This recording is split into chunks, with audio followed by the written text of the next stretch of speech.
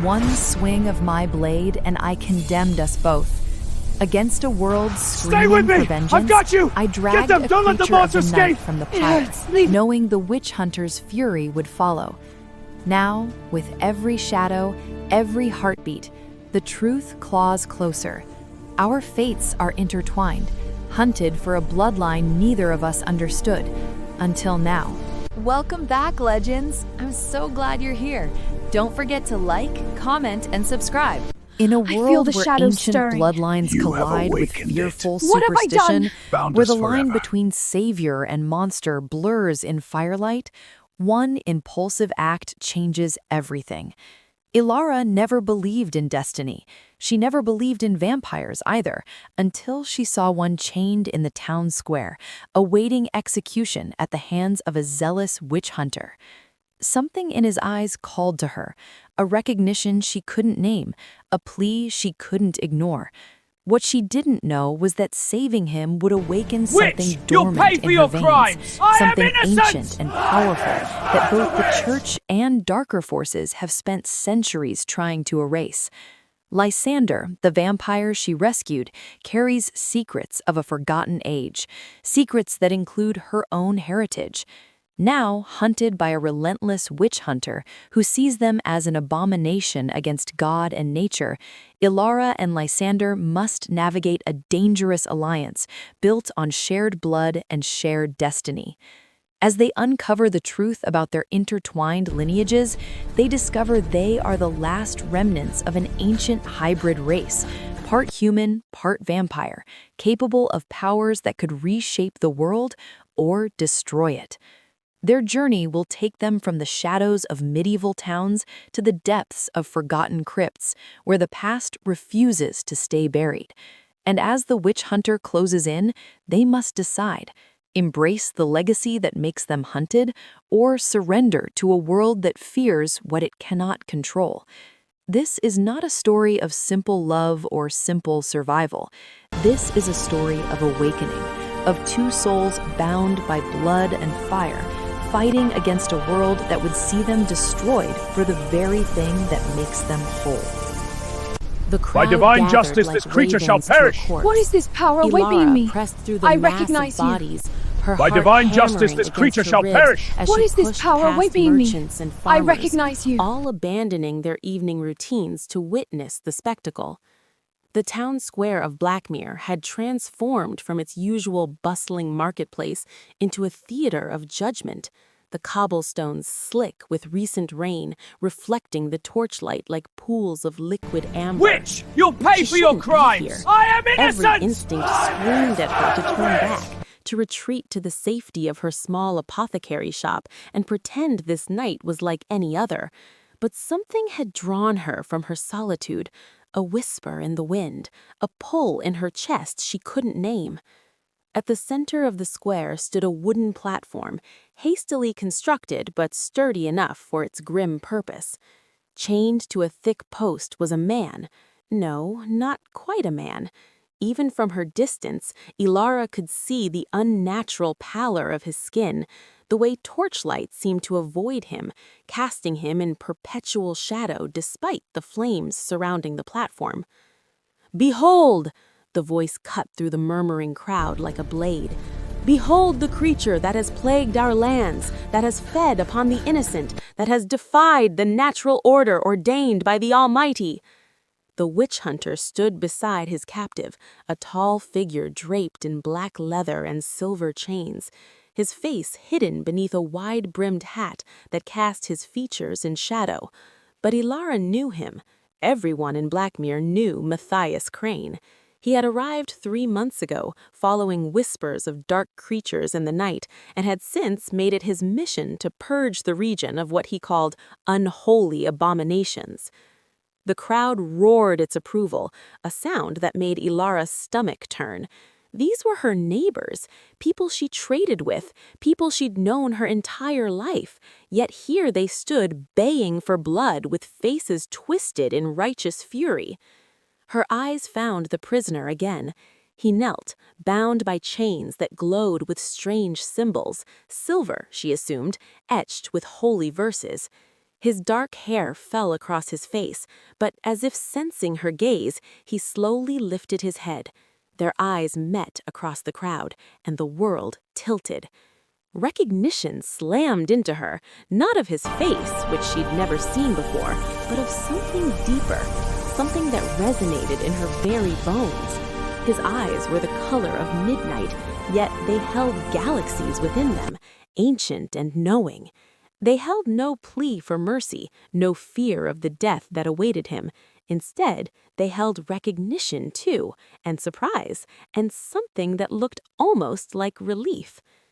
"Tonight," Matthias continued, his voice rising with fervor, "tonight we cleanse our town of this pestilence.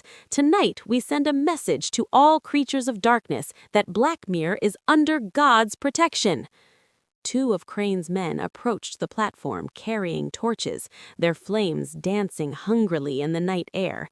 The kindling at the vampire's feet would catch quickly. This wouldn't be a slow death, Ilara realized with sick certainty. It would be agonizing, but mercifully brief. Something cracked inside her chest, a sensation like ice breaking. Power, foreign yet familiar, surged through her veins, making her gasp. The crowd was too loud, too focused on the spectacle to notice her stumble, to see the way her hands began to glow with faint silver light. What was happening to her? The vampire's lips moved, forming words she couldn't hear over the crowd's roar, but somehow, impossibly, she understood them anyway, as if they were written directly into her mind. "You feel it too." Ilara didn't remember making the decision. One moment, she stood frozen at the edge of the crowd. The next, she was moving, her body acting on an instinct older than thought. The power thrumming through her veins guided her movements, sharpening her senses to supernatural clarity. She could smell the fierce sweat of the crowd, could hear individual heartbeats like a chorus of drums, could feel the very air shift as Matthias's men lowered their torches toward the kindling. Her hand found the dagger at her belt, a simple tool she used for cutting herbs, now glowing with the same silver light that coursed through her. She didn't understand it, didn't have time to question it.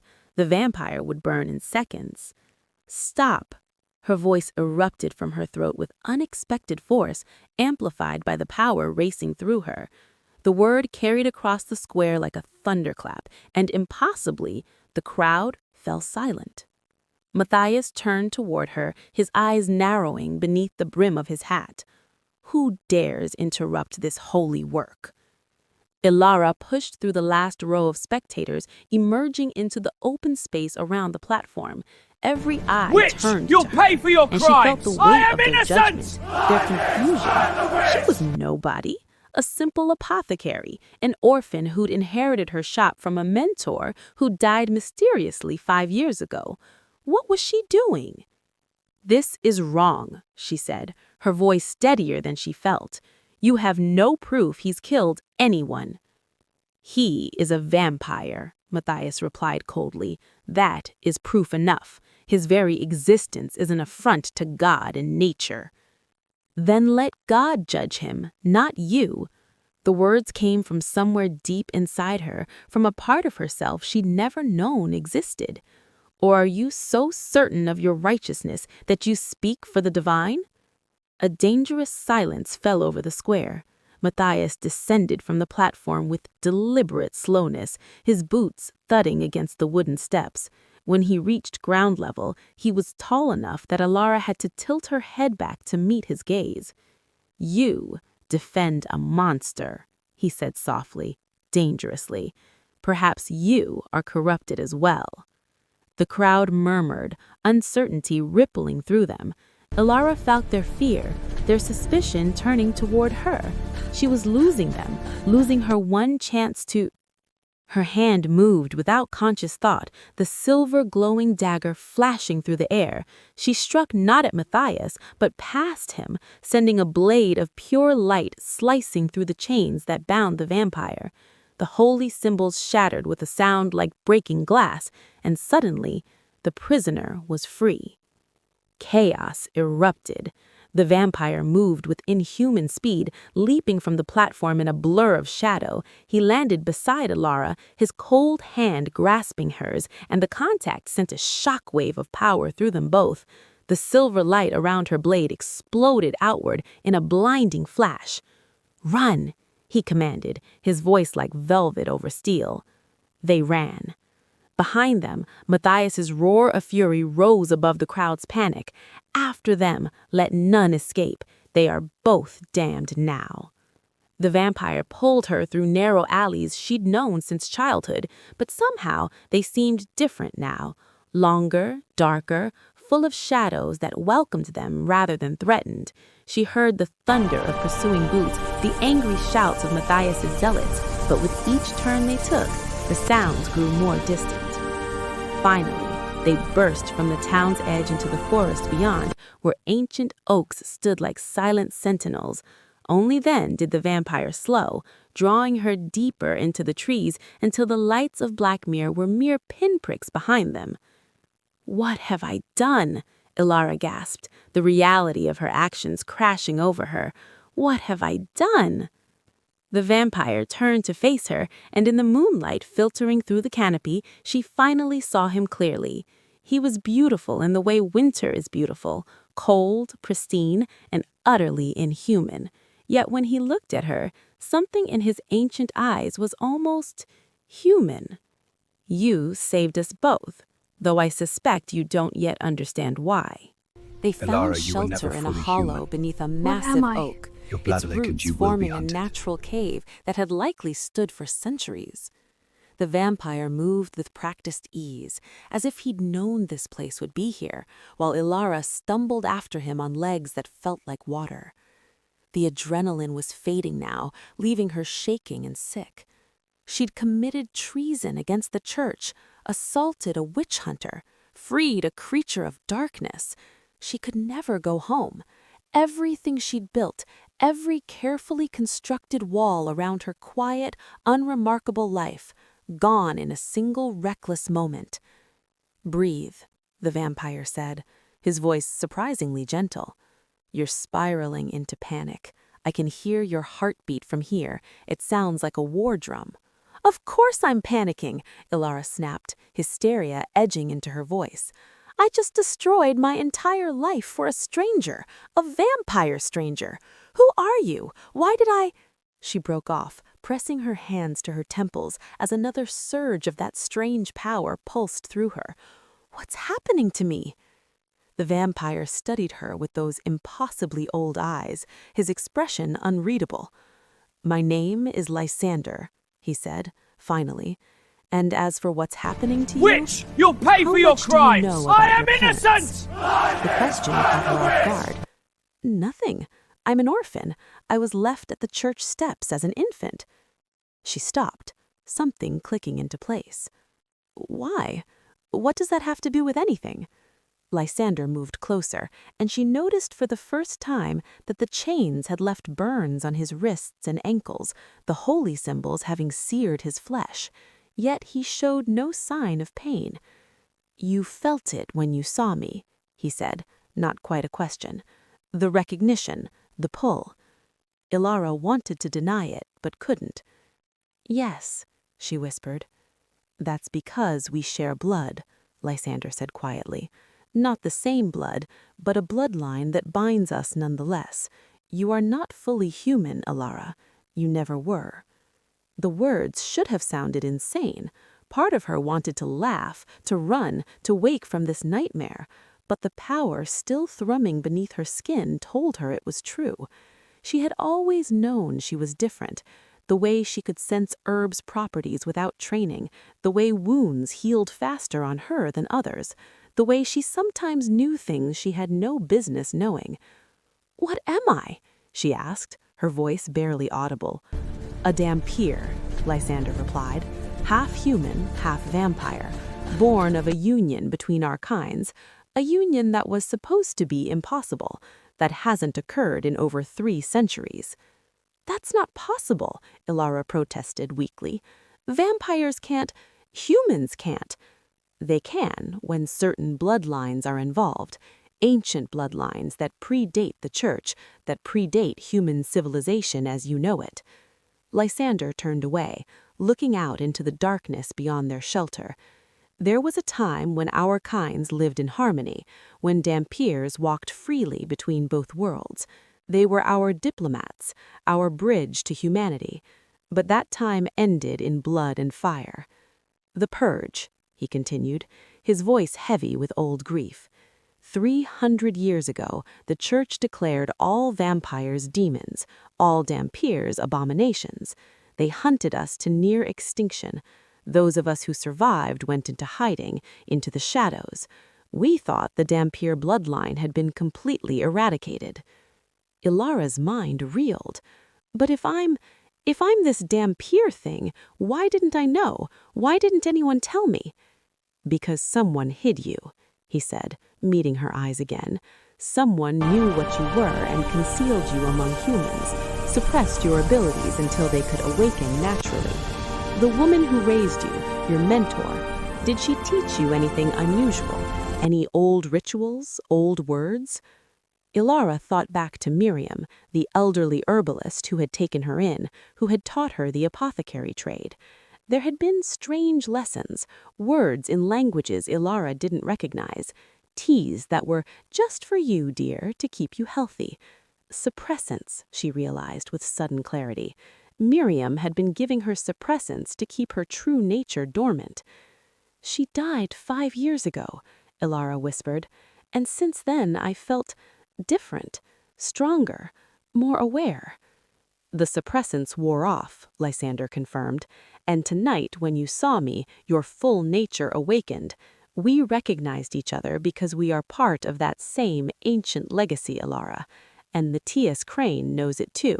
That's why he'll never stop hunting us. Vampires were Dawn noble. came We're cold to and unite gray, us. filtering hunters through the will come oak's for me. canopy We and must reach thin the Crimson shafts Archive. of pale light. Ilara hadn't slept. How could she, with the entire world turned upside down? Instead, she'd sat in silence while Lysander spoke, his voice weaving tales of a world that existed before history, before the church's dominion, before humanity had forgotten its magical origins. The First Age, he called it, when vampires were not cursed creatures but a noble race, evolved from humanity itself through ancient magic. We were scholars, artists, keepers of knowledge. We lived centuries watching human generations rise and fall like seasons. And the Dampiers? Ilara asked, wrapping her cloak tighter against the morning chill.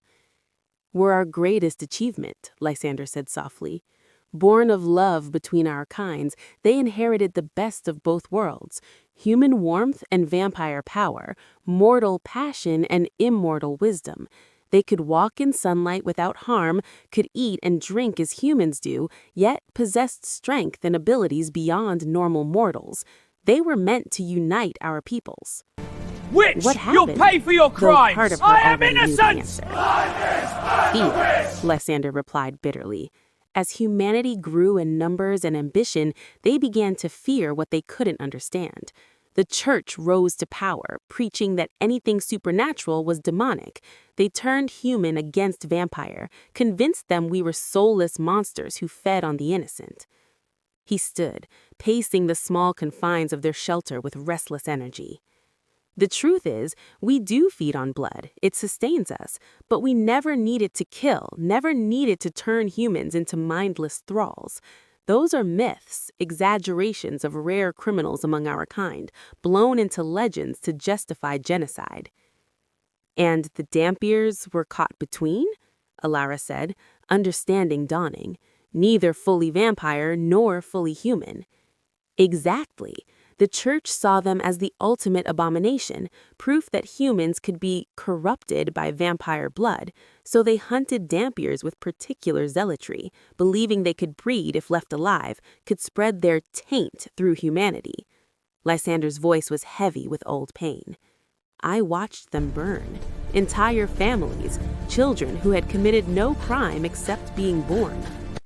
Ilara's stomach churned. But some survived.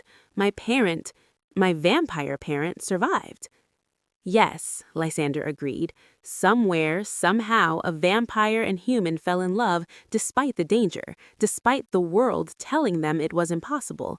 They created you, hid you, likely died protecting you. He looked at her with something like wonder. You are a miracle, Alara, a remnant of an age thought lost forever. Or a target, she countered. You said Matthias knows what I am. How? Lysander's expression darkened. The witch hunters are more than zealous churchmen. They are an ancient order, keepers of forbidden knowledge about our kinds. They know the signs of Dampier awakening, the silver light, the sudden surge of power, the ability to break holy bindings. The moment you freed me, you revealed yourself. Why does he care so much? Alara pressed. If Dampiers were nearly extinct 3 centuries ago, why hunt us now? Because of what we represent, Lysander said grimly.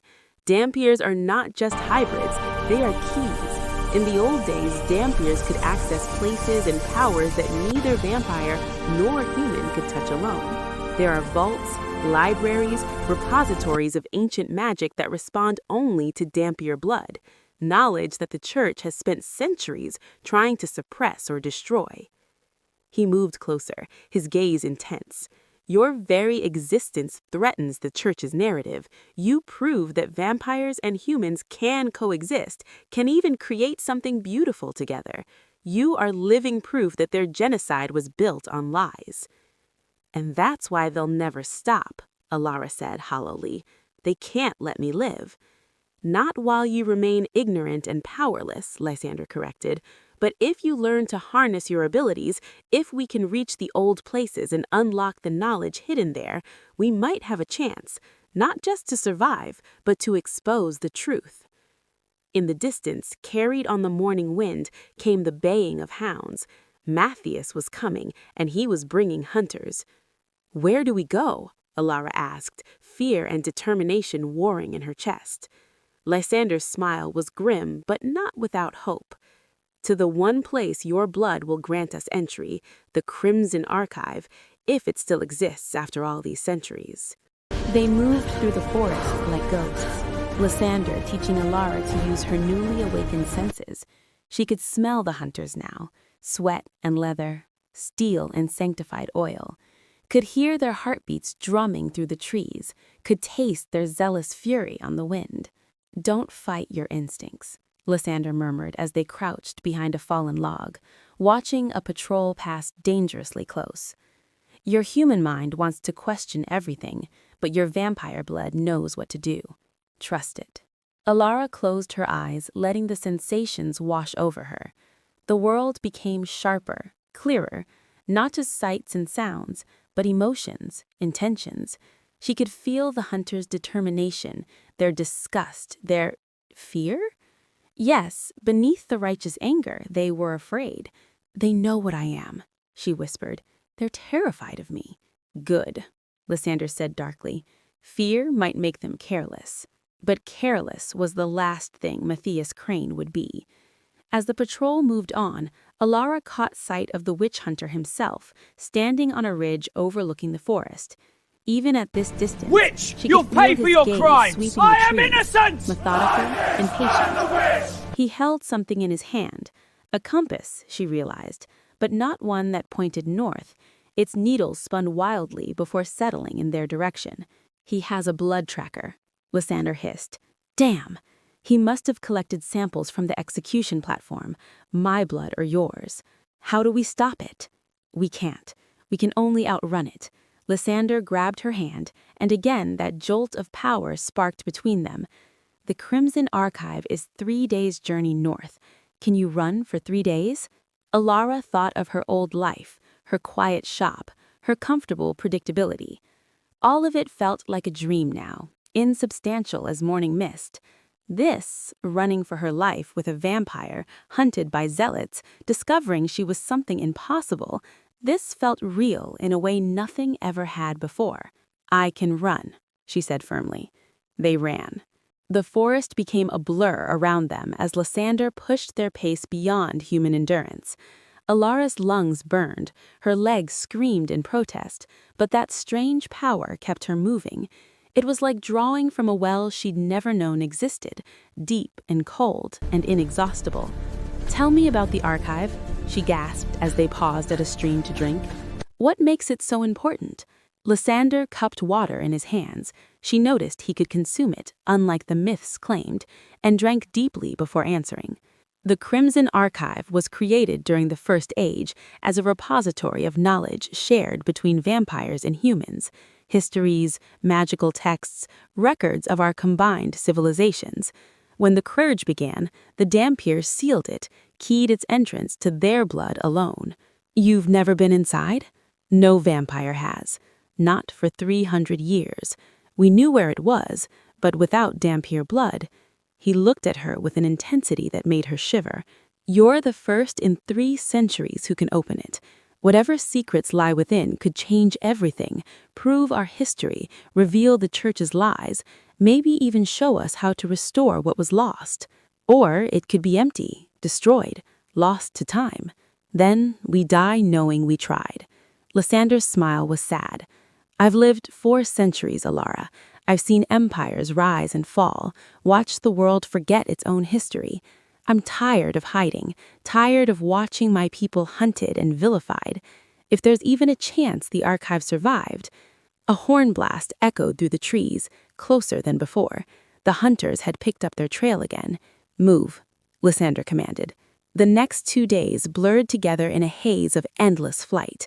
They rested only when Alara's body threatened to give out completely, slept in snatches while the other kept watch. Lysander taught her as they traveled how to mask her scent, how to move silently, how to sense danger before it arrived. Her abilities grew stronger with each passing hour, the crimson blood in her veins awakening memories that weren't hers, instincts from ancestors long dead. But Matthias never fell behind. His blood tracker was unerring, his hunters relentless. Twice they nearly caught up, forcing desperate escapes that left Alara gasping and Lysander's ancient face drawn with concern. On the 3rd day, as dawn broke over the mountains ahead, Lysander finally stopped. They stood at the edge of a deep ravine, mist rising from its depths like the breath of some sleeping giant. "There," he said, pointing to the far side, where ancient ruins jutted from the cliff face. Behind them, the baying of hounds grew louder. They had minutes at most. "Can we make it across before they arrive?" Alara asked, eyeing the narrow rope bridge that spanned the chasm. Lysander's expression was grim. "We can, but Matthias will follow. We'll have to face him eventually. Then let's make sure we do it with knowledge on our side," Alara said, and started toward the bridge. "Whatever's in that archive, we need it more than they do." The bridge nearly rope tore bridge them into the swayed abyss, sickeningly as they but her crossed, blood opened ancient what had been fibers sealed. creaking under their weight. Alara tried not to look down at the mist-shrouded depths below, focusing instead on the ruins ahead. They were older than anything she'd seen in Blackmere, older perhaps than human memory. Massive stone blocks carved with symbols that seemed to shift and writhe in her peripheral vision. They reached the far side just as the first hunters emerged from the forest behind them. Matthias stood at the ravine's edge, his blood tracker glowing crimson in his hand, his face a mask of cold fury. "You cannot escape judgment, abomination," he called across the chasm. "Surrender now, and I will make your end swift." "Keep talking," Lysander muttered, pulling Alara toward the ruins. "Every second he wastes threatening us is a second we're not dead." The entrance to the archive was a massive door carved from a single piece of black stone, its surface covered in intricate patterns that hurt to look at directly. No handle, no lock, no obvious way to open it. But as Alara approached, the symbols began to glow with the same silver light that had burst from her when she'd freed Lysander. "Your blood," Lysander said urgently, "placed your hand on the center seal." Alara pressed her palm against the stone. It was cold, so cold it burned, and for a moment nothing happened. Then the symbols flared brilliant white, and the door began to open, grinding backward with a sound like the world breaking. "No!" Matthias's shout echoed across the ravine. "Stop them! Witch! They must You'll pay not for your reach the crimes! I archive!" am innocent! But it was too late. Lysander shoved Alara through the opening, diving after her as the doors slammed shut behind them with a finality that suggested it had been waiting 300 years to close again. Darkness, complete and absolute, pressing against them like a physical weight. Then, slowly, lights began to kindle throughout the vast space, not torches or candles, but floating orbs of pale blue luminescence that revealed wonders beyond imagining. They stood in a cathedral-sized chamber carved from living rock, shelves stretched from floor to ceiling, packed with books, scrolls, crystals that pulsed with contained knowledge. Ancient artifacts lined the walls, weapons, tools, art from civilizations Alara had no names for, and everywhere, carved into every surface, were the histories of two peoples intertwined. "It's real," Lysander breathed, his voice thick with emotion. "After all this time, it's real." Alara moved deeper into the archive, drawn by a pull she couldn't name. Her fingers trailed over spines of books written in languages she'd never seen, yet somehow she understood their titles. Chronicles of the First Alliance, the Dampier Accords, Treatise on Blood Magic and its Uses. At the chamber's center stood a pedestal, and upon it rested a single book bound in what looked like red leather, but felt warm, almost alive beneath her touch.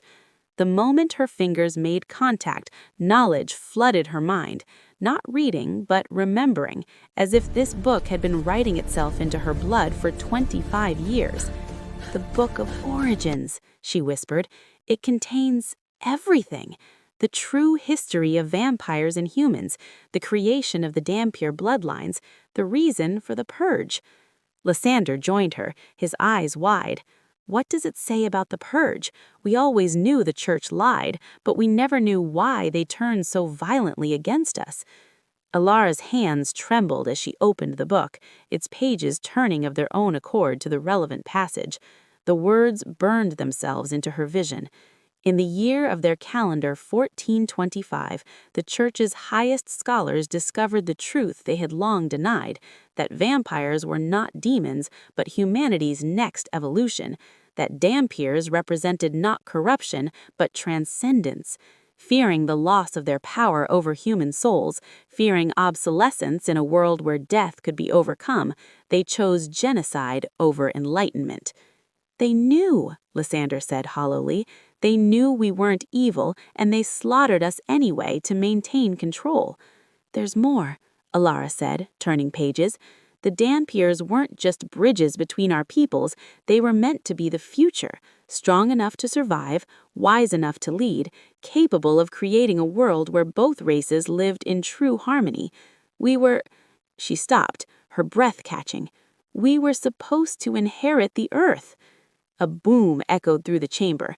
Matthias and his hunters had reached the door, were trying to break through. The archive's wards held, but Alara could feel them weakening. The witch hunter had brought sanctified explosives, was using holy fire to burn through ancient protections. "How long do we have?" Lysander asked. Alara pressed her hand to the stone wall, feeling through the wards to the assault beyond. "Minutes, maybe an hour if we're lucky. Then we use that time wisely." Lysander moved to the shelves, pulling down volumes with practiced speed. "The Book of Origins contains history, but there must be something here about using Dampier abilities, about accessing the full scope of your power." They worked frantically, speed reading through centuries of accumulated knowledge. Alara discovered she could absorb information at an inhuman rate, her Dampier blood helping her process what would take scholars lifetimes to learn. She learned about blood bonds and ancient pacts, about powers that could reshape reality itself, about the true extent of what she was meant to be. And she learned about the weapon. "Lysander!" Alara called, her voice shaking. "There's a chamber below this one. It contains something called the Sanguine Crown, an artifact created by the first Dampiers. It's supposed to amplify Dampier abilities, allow them to share their nature with others, to create new Dampiers without birth," Lysander finished, understanding dawning in his eyes. That's why the church destroyed us. They weren't just afraid of Dampiers, they were afraid we could make more of us, that we could transform humanity into something they couldn't control. Another explosion rocked the archive, dust rained from the ceiling, and cracks spiderwebbed across the ancient door. We need to find that crown. If we can use it, if we can prove what we're capable of, we change the world, Lysander agreed, or die trying. The entrance Dampiers to are the healers, lower chamber builders, was the hidden future. behind a shelf of Not medical monsters, texts, this is the lie I was revealed killing for. only when Alara touched a specific glyph that responded to her blood. Stone stairs spiraled down into darkness, the air growing colder with each step, heavy with the weight of forgotten centuries. Lysander conjured a flame in his palm. Vampire magic, he explained, one of the gifts the church had forbidden humans from learning about. It cast dancing shadows on walls covered in murals depicting Dampiered history. Children born of mixed unions, their eyes glowing with inner light, warriors standing between warring armies, bringing peace, scholars sharing knowledge across racial boundaries. "We were beautiful," Ilara whispered, running her fingers over a painting of a Dampier woman healing a wounded soldier while her vampire partner held back the darkness. "We were meant to heal the world." "You still can," Lysander said softly, "if we survive this." The stairs ended in a circular chamber, dominated by a central dais. Upon it sat the sanguine crown, not a crown of gold or jewels, but a circlet of crystallized blood that pulsed with inner fire. Around the dais, 7 statues stood guard, the first Dampiers, their stone faces serene and wise. "It's warded," Lysander observed, pointing to symbols carved in the floor between them and the crown. Protections against vampires, against humans, against everything except Dampiers, it seems. "They wanted to make sure only their descendants could claim it," Ilara said. She stepped forward, feeling the wards recognize her, welcome her. The air shimmered as she passed through protections that would have incinerated anyone else. The crown called to her blood, singing a song she felt in her bones. As she lifted it from the dais, warmth flooded through her, and suddenly she understood, not just intellectually, but with her entire being, what it meant to be Dampier. The crown showed her visions, humanity's potential, centuries of peace and prosperity that had been stolen by fear and ignorance. She saw what could have been, cities where vampires and humans worked together, where death was not an ending but a choice, where knowledge flowed freely and magic was a tool for healing rather than a weapon to be feared. And she saw what could still be if she was brave enough to claim it. "Ilara?" Lysander's voice seemed to come from very far away. "What's happening? You're glowing." She looked down at herself, saw silver light pouring from her skin like liquid starlight. The crown had settled onto her head as if it had always belonged there, and with it came power, not the raw, uncontrolled surge she'd felt when freeing Lysander, but something focused, purposeful, vast beyond measure. "I understand now," she said, her voice resonating with harmonics that weren't entirely human. "The crown doesn't just amplify Dampier abilities, it completes them. We were never meant to exist in isolation, Lysander. We were meant to be bridges, but also builders, creators." Above them, the sound of the archive's door finally giving way echoed down the stairs. Matthias and his hunters were inside, would be upon them in moments. "Can you use it?" Lysander asked urgently. "The crown's power, can you wield it against them?" "I could," Ilara admitted, feeling the destructive potential at her fingertips. She could unmake Matthias and his hunters with a thought, could reduce them to ash and memory. But that's not what Dampiers are for. We don't destroy, we transform. She moved back through the wards to Lysander's side, taking his hand. The moment they touched, the crown's power flowed between them, and she felt his ancient soul, his centuries of loss and hope and endurance. She could give him what he'd never had, the ability to walk in daylight, to taste human food, to age and die if he chose, or to live forever with purpose rather than just survival. "Lysander," she said quietly, "the crown can do what the text said. I can make you Dampier too. Not vampire, not human, but something between. You would lose some of your powers, but gain others. You could be whole, he finished, understanding flooding his eyes. After 400 years, I could finally be whole. Footsteps thundered on the stairs above. Matthias's voice rang out. There is no escape, demon spawn. Come forth and face judgment. Do it, Lysander said firmly. Whatever comes next, we face it together as equals. Ilara didn't know the words, didn't need them. The crown taught her, guiding her through a ritual as old as the First Age. She felt her blood call to his, felt the boundary between vampire and human blur and merge. Silver light enveloped them both, a cocoon of transformation.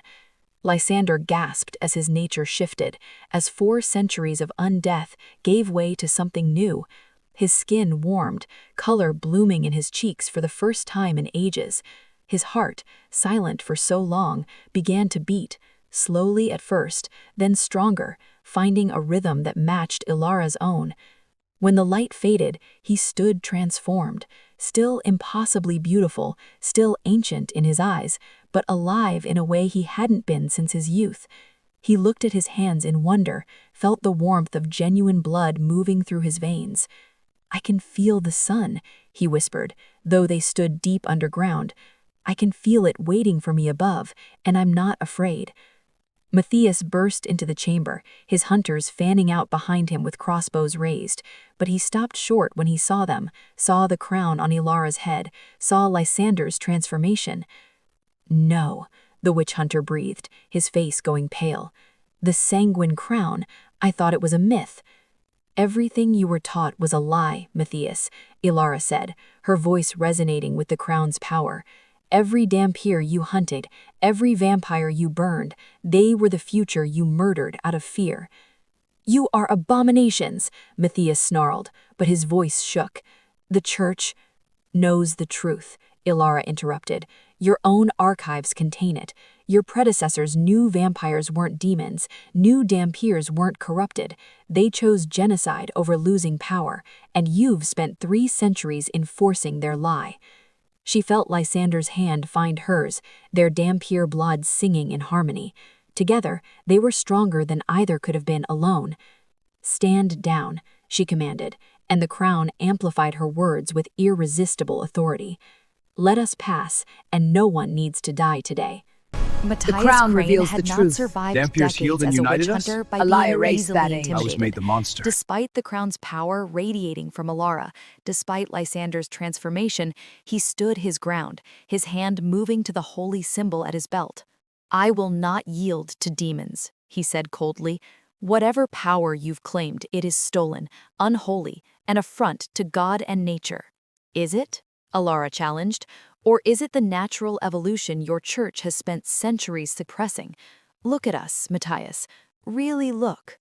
She let the crown's power show him truth, not through words, but through direct experience.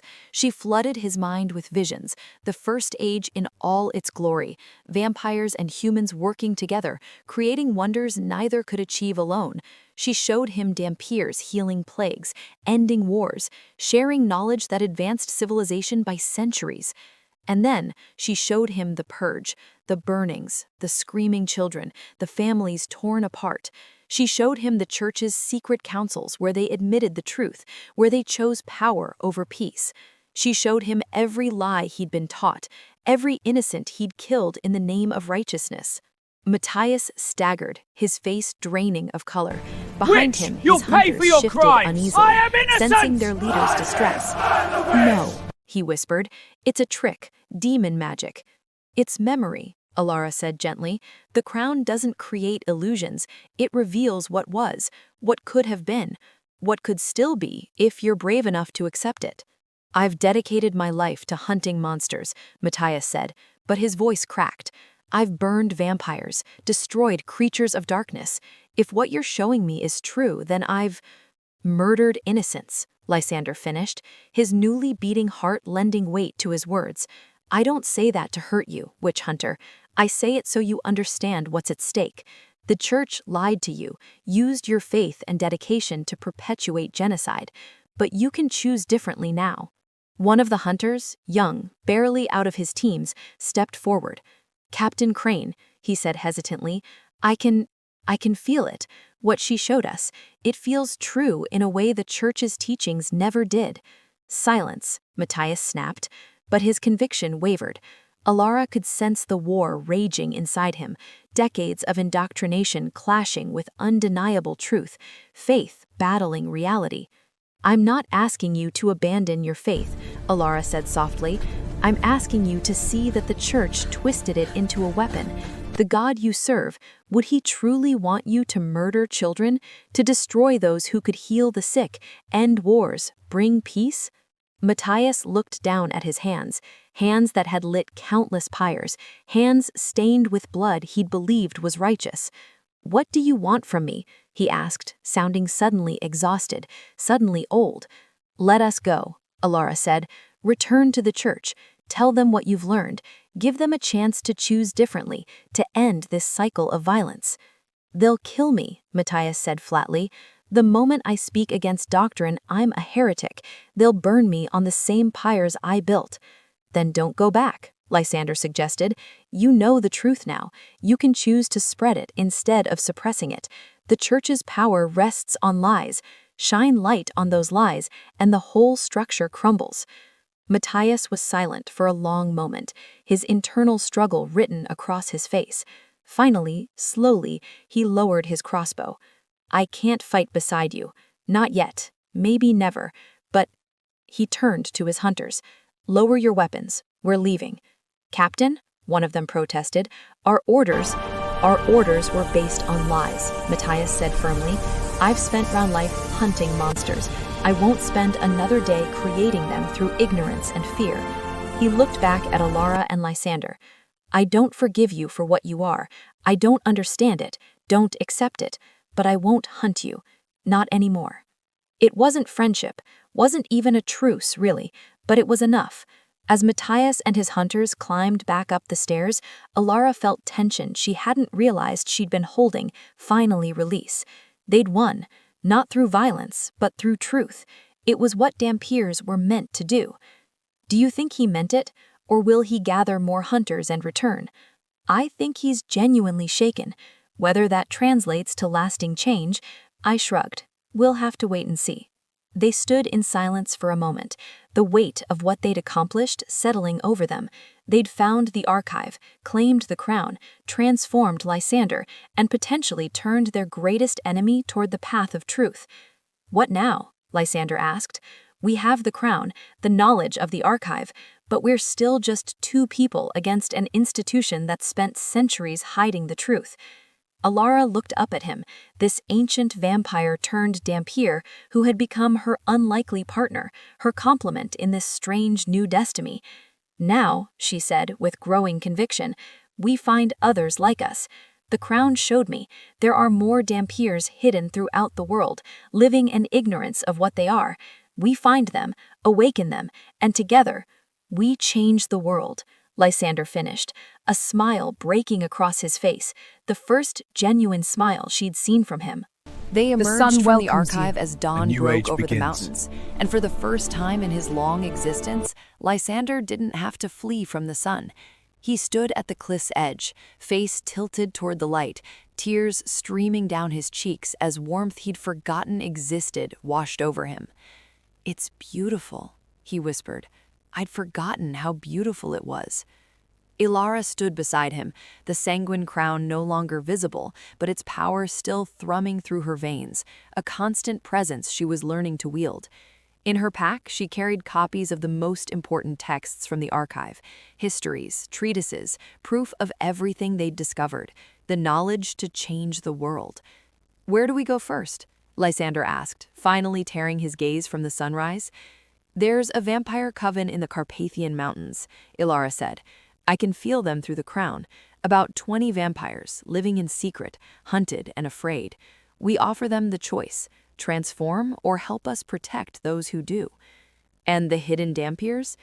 "I feel them too," Alara confirmed, scattered across the continent, most of them not knowing what they are, their powers suppressed or dormant. We find them, wake them, teach them, build the bridge our ancestors meant to create. They began walking, leaving the archive behind, but not empty-handed. They carried its secrets, its truth, its potential for change. The forest that had hidden them now seemed to part before them, as if nature itself recognized their purpose. The church won't sit idle, you'll pay Lysander for your said crimes. as they walked. I am innocent! Matthias may have stood down, but others won't. When word spreads of what we can do, of what the crown represents, they'll come for us with everything they have, Ilara agreed. But by then, we won't be alone.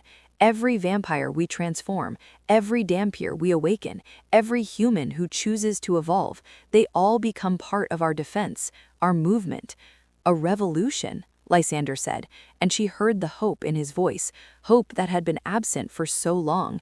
After 300 years of darkness, finally a chance for light. As they crested a hill, a village came into view in the valley below. Smoke rose from chimneys. People moved about their morning routines, completely unaware that two figures stood above them who could change the course of human history. "Do you think they'll accept us?"